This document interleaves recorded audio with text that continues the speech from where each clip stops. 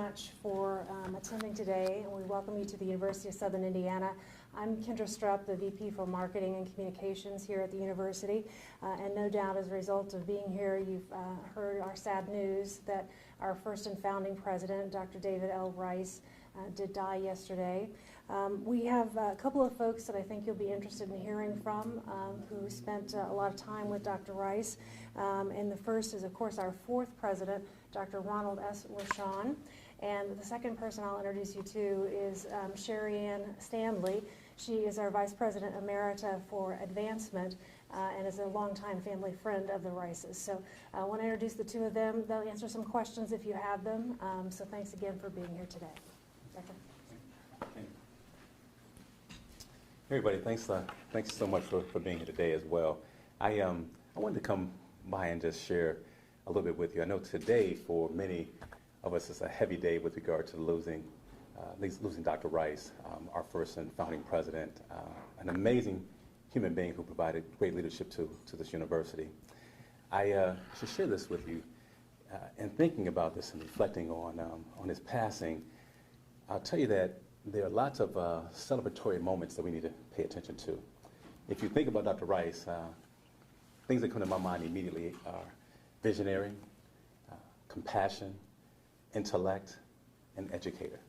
You know, someone who had the courage, the courage and strength to have a vision that he and many men and women around this community saw to fruition, the creation of this university. We stand in a building that was created because of these sacrifices that these folks made, and Dr. Rice was the leader across this campus. He was accessible to students always, and accessible to the community that we are serving. The piece that I want to impress upon you that I think is most important about him, though, was his ability to give in a very caring way. My wife and I, Lynn, traveled to Pennsylvania just recently before he passing away. And we were able to visit with Mrs. Rice and Dr. Rice, and we were able to fellowship, have dinner together, and just talk about the history of this university and also, most importantly, the future of this campus. We are doing so well. This university stands on such amazing, stable acreage because of his visionary courage, because of the fact that he built a legacy that was non-negotiable with regard to the service of this community. And so as heavy as many hearts are around this community today, I would tell you that this was a life well lived, a life that we should celebrate.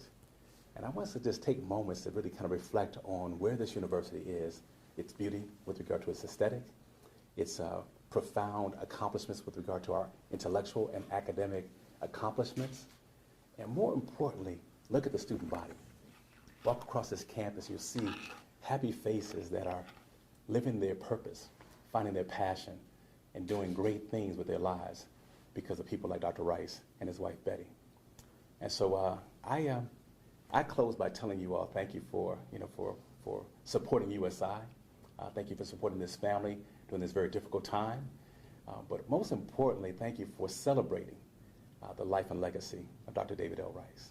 I invite now Sherry Ann Stanley, my dear friend and colleague, our former Vice President of Advancement. Sherry Ann. Thank you, President Rochon. Dr. Rice was really a remarkable leader in so many ways. And if you think that where we're standing now, when he came here, there were no buildings here. There was nothing here except the acreage that had been purchased by a nonprofit foundation with a vision to build undergraduate education and to build graduate programs and to eventually partner with a medical school. And all of that was, he knew that. He had studied this area and he'd studied the college going rates here and the needs of business, and he knew that everything was possible. And he was laser focused on building this institution. And for all the years he was here, he never lost that laser focus. He just kept working. I mean, he would tell you that he was opportunistic, that he would see opportunities in this southern Indiana region, and he would put together the coalition of interest to make that happen. And that is a remarkable leader. And he was also a great friend. And his wife, Betty, needs to be remembered. She'll be here for the services, but she was his partner in so many things and in involving the community and our campus in a way that made this a center of hospitality, which it still is. People still love to come to the University of Southern Indiana for events because she put her mark of warm hospitality on everything. And they were great partners. And if you talk to students who were here in the early years, they all knew Dr. Rice. They all came to the office. They had ideas they wanted to implement, and he figured out how to help them implement it. And so he built a real positive spirit, I think, with the early students and with the early faculty. There's no question that some of the faculty who came here in the early years could have gone anywhere. And there is a funny story about a prospective faculty member who came when the campus was still at Centennial School, and the cab pulled up out front, and the prospective faculty member stepped out, took one look at the building, got back in the cab, left. And so, you know, those things happened, but it didn't deter him, and it didn't deter the faculty who came here and found a place where they could build a program of quality in their discipline. And so I think we have many, many reasons to be thankful for his life today. Thanks for being here. We'll entertain any questions you all may have.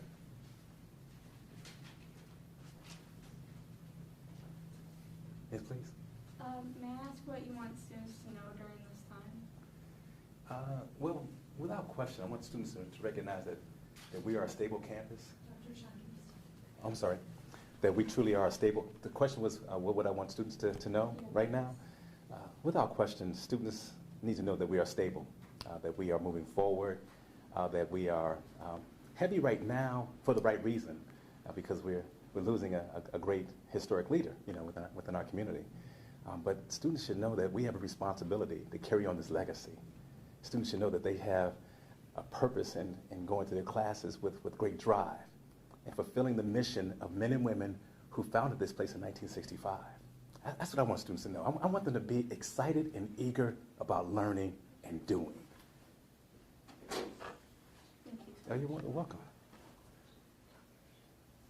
Yes, yeah, please. I know there are a lot of things that happened since its development. What are some of the major milestones that USI have accomplished so far? You want to speak to it? Please. Talk to a couple. Well, there's no question that the top item would be the separation of this campus from Indiana State and Terre Haute. I'm not sure that someone else, without his tenacity, could have made that happen.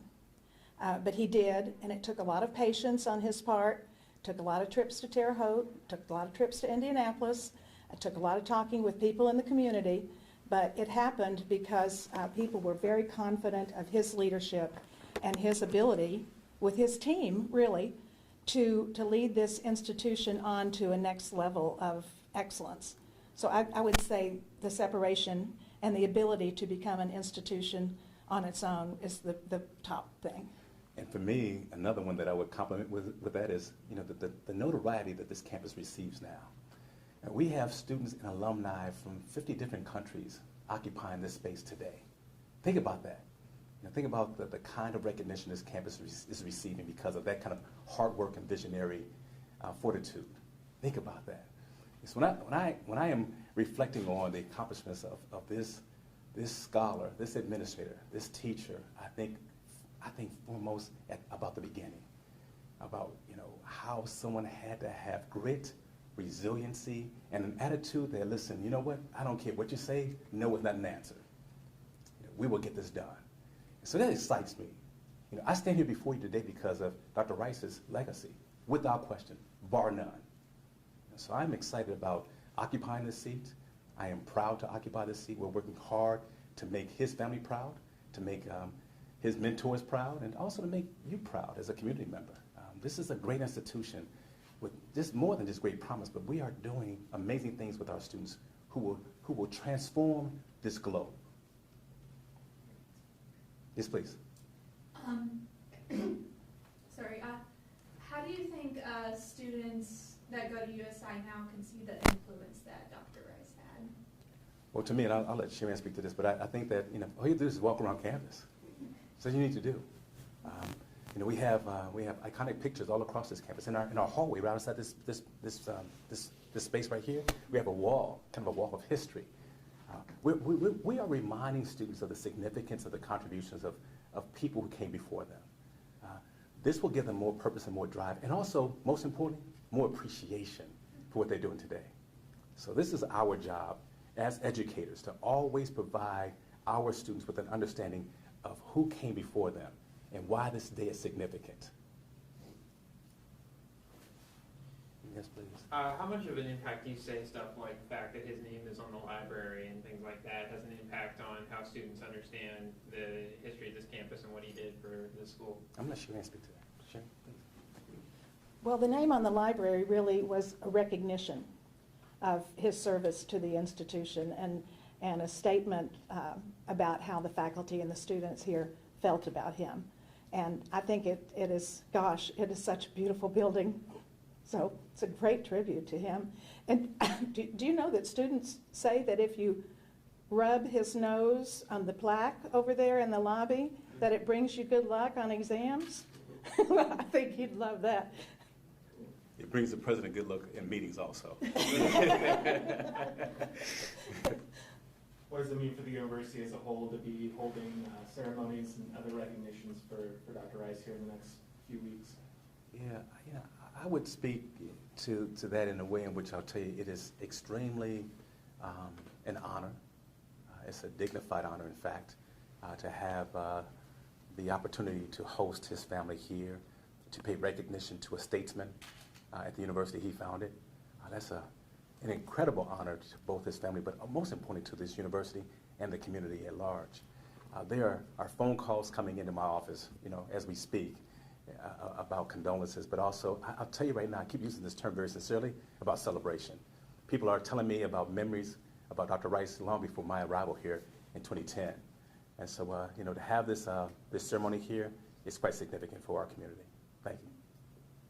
I know you guys talked a lot about his vision and having a standalone university, but do you guys think, or has he mentioned that he never would have thought it would grow to be as successful or as big as it is, or, Oh, he knew what it was going to do. There's no question that he knew what it was going to do. In the early years, they predicted, with his guidance, because, he was I'm going to tell you, he was a data guy. He studied population trends and academic trends, and he knew the potential here. And he had been at other institutions, so he knew how to put the pieces together to help it reach its potential. And in the early years, they predicted enrollments of 10 to 15,000. So he absolutely knew that it had the potential to be there. And then he just worked hard to put the pieces together to make sure that we had a ladder, if you will, because you have to do those things incrementally. Mm-hmm. You have to have a good foundation in baccalaureate programs before you can take the next step to master's programs and then add doctoral programs. So he knew how to do all of that. He knew how important accreditation was, and he knew how to put things together so that our academic programs got the accreditation. And you can brag on that a little bit if you want to, but aren't all of our programs individually accredited? We don't just have the regional accreditation, but we have program accreditations for every one of the programs that are eligible for it. Within the colleges. So, he knew he was a builder. He knew how to do that. Only thing I would add to that is, I think about students today, and students are always talking to me about Instagram. This kind of instantaneous gratification, which does not occur in reality. Dr. Rice understood what it meant to have a daily grind with regard to work and applying that grind for results. And so I'm always talking to students about, listen, be meticulous, be methodical, be patient, but never stop grinding. Get to work. There's nothing that can substitute for that with regard to positive and productive results. That's who this man was, without question. Yes, sir. You talked about his vision of growing the school to 15,000 students. How do you continue to push that into the future and make the school grow even more than it is? What we're doing right now, our daily work is recruitment and retention. The more we build the reputation of this institution as being as great as it is, people will continue to come, without question. people know about USI in ways they never knew about this institution, in very different ways. You know, one great example right now is the quality of our students, our student body, you know, and what's happening with regard to the academic success. You know, the average GPA, you know, for incoming freshmen, first time, full time last year, 3.44. I mean, that says a lot about this institution and about where we began with Dr. Rice in the Centennial Building. So we will continue to build upon that legacy, continue to educate our students. And you know this as well as I do. Good news spreads. It spreads amazingly fast and amazingly well with accuracy. And so that's all we're dependent upon. You know, we will continue to work in that stead. Sharon, would you mind sharing, you know, we've heard a lot about Dr. Rice, the president, the intellect, the educator. You knew him also, as you mentioned, as a great friend. Could you just speak to the person he was, maybe both in the job and outside the job? Sure. Outside the job, he was a lot the same. He was always working, but he was a teacher first and foremost. And everything he did, every conversation he had, you learned something from him. He was a great listener, and he was always looking on to the next thing. I can remember that we had a trustee who won a National Volunteer of the Year award, and I was walking out of the building right after I'd gotten the phone call about it, and I was doing somersaults because I was so excited about this.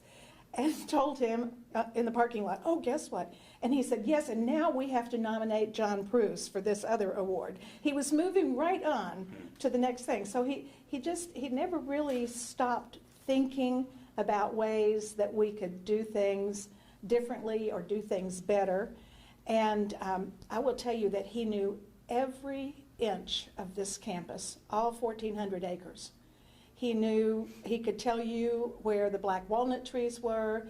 He had our physical plant people clear out a grove back by the soccer field because it was persimmon trees and they weren't getting enough sun. And so they had cleared out in there so persimmon grove could thrive. He knew all that stuff because he'd grown up in a family, you know, where there was, I guess, somebody in his family owned a sawmill. And so he knew all the woods, he knew all the drainage for the campus. He just studied that sort of thing because he knew eventually that was information that might be able to help us as we expanded our physical infrastructure, built roads, and he knew all of that. So he just was intellectually curious about, and he wanted to know everything about this. I remember going to the university home one day because Mrs. Rice and I were going to work on a project. And I had my daughter with me. She was about 7 at the time, and she was sort of in the way. And so Dr. Rice took her on a walk through the woods behind the university home and showed her where a cave is. I've never even found the cave myself, but he knew exactly where that cave was. Took her and got her so that we could get our business done. I mean, he just loved his grandchildren, and they now have 5 great-grandchildren. But family was very important to him, and he had all of his priorities in the right place. But he was a warm, thoughtful, compassionate. You said compassionate. He was a warm, thoughtful, compassionate human being, and I never heard him raise his voice. He never had to raise his voice to be heard or respected or understood. He was a smart man. Dr. Sean, this question's for you. Being the first African American president of this school, can you just speak on Dr. Rice's vision of diversification of this campus? Well, you know, I'll tell you right now, it's easy for me to answer that question in this way. I will tell you that I have come to believe that I call them freedom fighters. You know, men and women who come before me to lay a vision for education, I see as freedom fighters. And I see them as truth seekers. And because of those individuals within this space, Dr. Rice and his family, I'm able to stand before you today and provide other kinds of examples and also other kinds of visionary possibilities for other people, you know, across our campus, across our community, across our nation. I'm thankful for this opportunity, and I'm trying to impress upon all of our students the importance of freedom fighters, truth seekers, building a great legacy that will carry our university to the next step, the next level. We need that. I want that. But thank you for your question. Any final questions? Yes, ma'am. So, in the past few years, like the last few years of his life, what kind of involvement did Dr. Rice have on campus, if any? Very limited, without question. He had been ill for a while now, and I think I mentioned to you that I was able to visit with him just recently, and my visit primarily with regard to verbal exchange was with Mrs. Rice, without question. I was able to be with Dr. Rice and see him and communicate with him, but very little back to me. He has been in our thoughts and prayers long before this day. We have been in touch with his wife constantly as well. She was so appreciative of my wife coming out and talking to her about what's happening with the campus. Mrs. Rice, I'll tell you right now, she was interested in the student body. She wanted to know what was happening with the students. What's going on? How are they feeling? What are they pursuing? What are they excited about? And so I would tell you right now that through his beautiful wife, he has been very much involved, very much connected to our campus. One thing I would just add to that, when he retired from the presidency, he said, now I'm going to move to New Harmony and get out of the next president's way. So he knew that he needed to not be a shadow on whoever followed him. He was always there for advice if you ask him, but he knew that he needed to let the next person lead. And even when I was serving as provost, he was that way, without question. Yeah. So I should say this too. You won't even know this. It is extremely unique in this day that a person served an institution for 27 years. The average tenure of a president today is 3 to 5 years. To serve an institution for 27 years with that kind of passion, integrity, is absolutely amazing. That is a unique human being. So you will keep me in thoughts and prayers. I'm trying to serve for a while myself. Okay, all right. Thank you so much for you all being here. We appreciate it. And Thank with you. that, just one other note, the funeral arrangements are being finalized. Within about the next hour, we'll be announcing those, so keep an eye out for usi.edu/rice, R-I-C-E, usi.edu/rice. That information will be coming forthwith. Thanks again so much for being with us today.